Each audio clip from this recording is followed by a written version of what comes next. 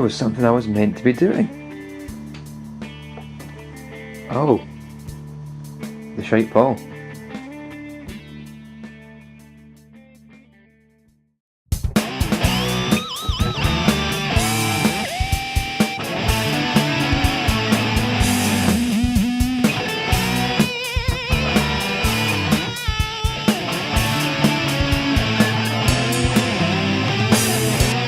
Oh, for fuck's sake. Welcome back to Shite Paul. This is where we left off, with the neck halfway through the fretting process. The frets are in, the sides are beveled, but they're not level at all. Not yet. So that's the task we're going to do today. First thing I'm going to start with is this. This is a fret rocker. So the idea of the fret rocker is at any point it'll only be touching 3 frets. That means if there's a high fret in the middle of the 3, it will rock back and forth, and you'll be able to tell if there's a fret that's high.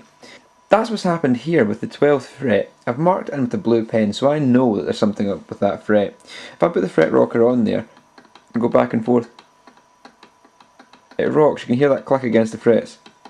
That means the one in the middle, the 12, is a high fret. If I move it up 1 fret now, from 11, 12, 13 to 12, 13, 14, you'll notice that it'll still span those 3 frets, but it won't rock and it won't move, because that fret is lower than that fret, and it'll lie flat. And again, do this right the way up the neck.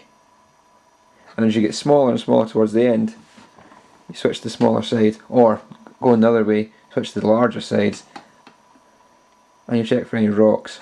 So at the moment, I've only got a couple that are too high, as far as I can see, so there won't be too much levelling to do here, which is a bonus.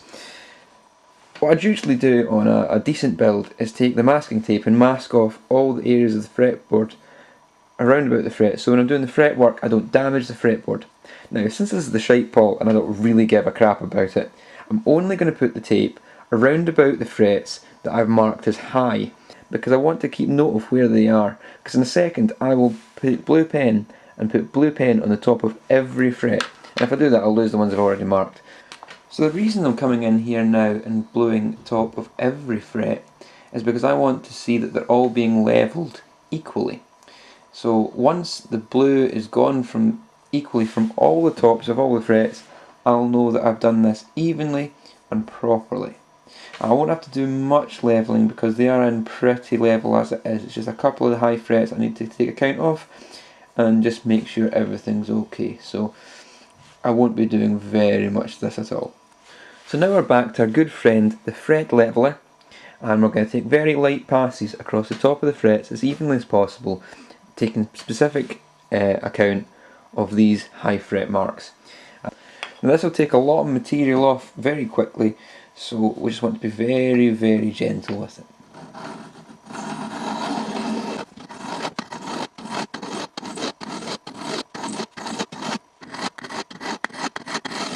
At this point we'll find a lot of material has come off the frets that are marked high, but the next ones not so much has, which is good, because that means we've kept the most of the height on the frets as they are, and taken the other frets down to match the height of them.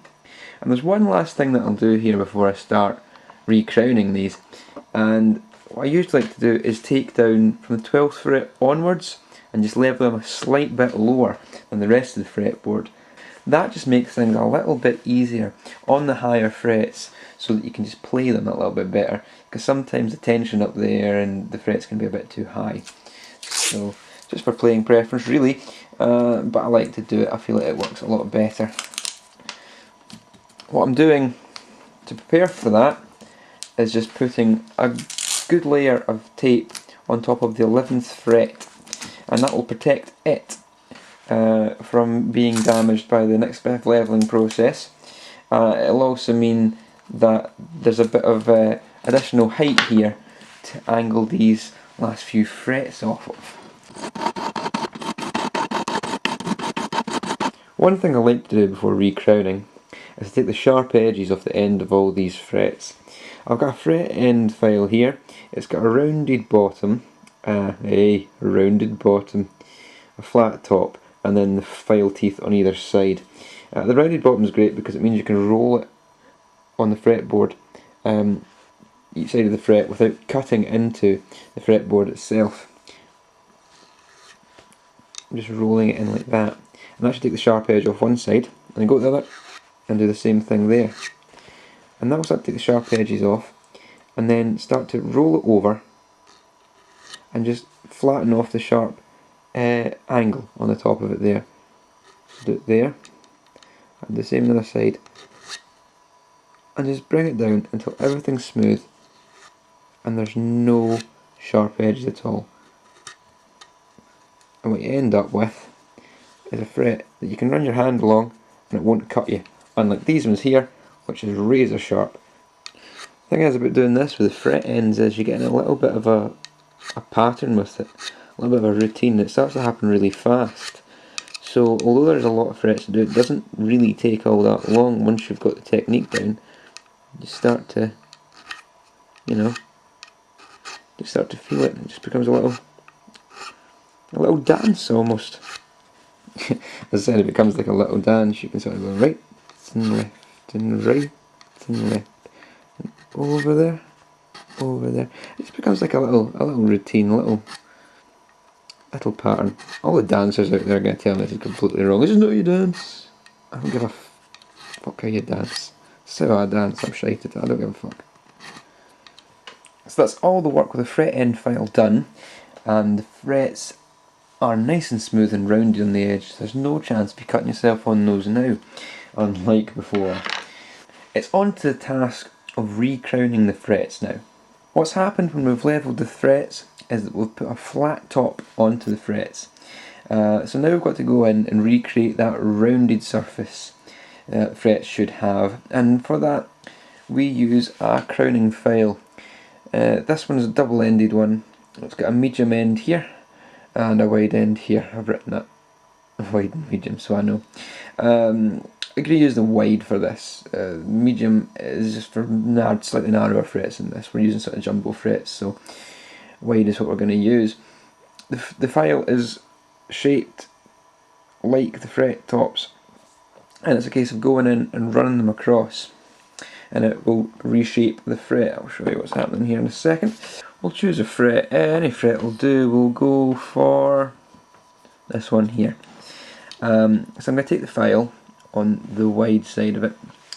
I take it there and just run it along the fret until you start to see the flat top removing itself and all coming as rounded over.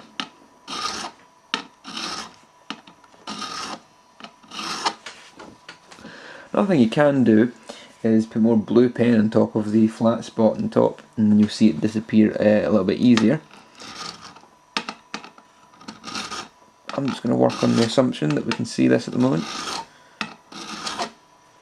Sorry for the terrible angle. But that looks like it.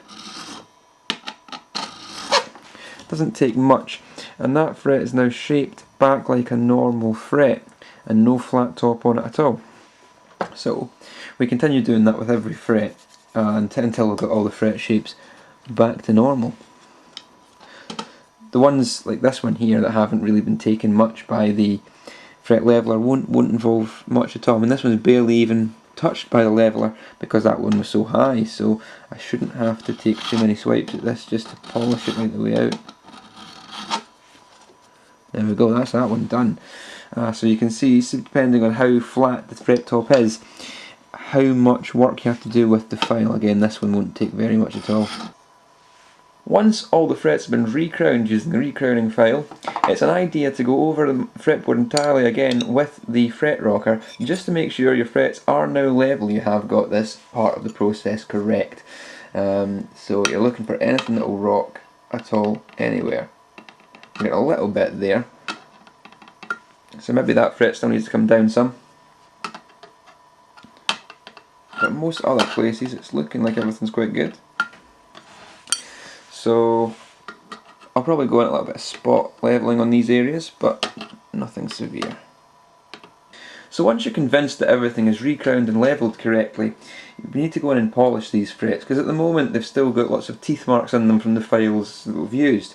So we need to go up through numerous grits of finishing papers or finishing compound, whatever, to get these up to a nice shiny, smooth standard. What I purchased and I thought was a great idea were these.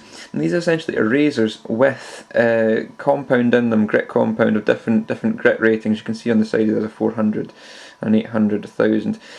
These, to save you wrapping around a piece of finishing paper around a foam block, these are essentially just a rubber with grit throughout them. So these will last a lot longer. I think these are great value for money. Got these from StewMac, so I'd definitely check them out. And after I've gone through all the grits with these, I have a couple of 8000 finishing cloths that I've used quite extensively. I probably need to get new ones soon. And that will just put a final polish after I've done all of these. What I usually do is miss out the blue one, the 180 grit, because I think at the moment these are polished up to higher grit than that. I don't need to go back that far. So I'm going to start with is the red, which is 400, move on to 600 green, then the 800 grey, and finally the 1000 yellow before going on to the finishing papers themselves. So all we have to do is take our fret eraser, go to the fret, and just rub along it. It's just like a rubber, just like using a razor in school. Take a few strokes at it, and then move on to the next fret. Then just move through the grits, moving up to the 600, the 800, and the 1000 grit. And finally come in with the polishing cloth here and give them a nice little shine. Hopefully the camera will be good enough to pick this up. This fret here is the one that we've polished through all the grits, and this one we haven't yet. And you should be able to see that the one on the left is far shinier than the one on the right. It's smoother, there's less marks in it, there's less scratches and grains. This is now very smooth, which will help the intonation, help your strings slide and bend across it no problem. Whereas this one, you'll still feel it rasping a little bit across the fret. So this is a very important process. It's also important not to skip grits, because what you'll end up doing is polishing up the fret, but with some deeper gouges in it that could be eradicated.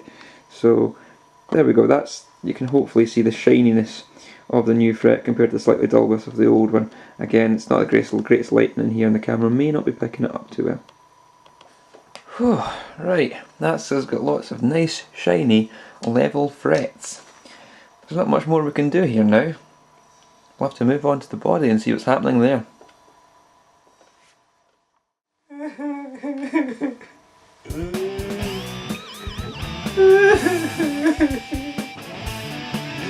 Why must you be so shit? Why?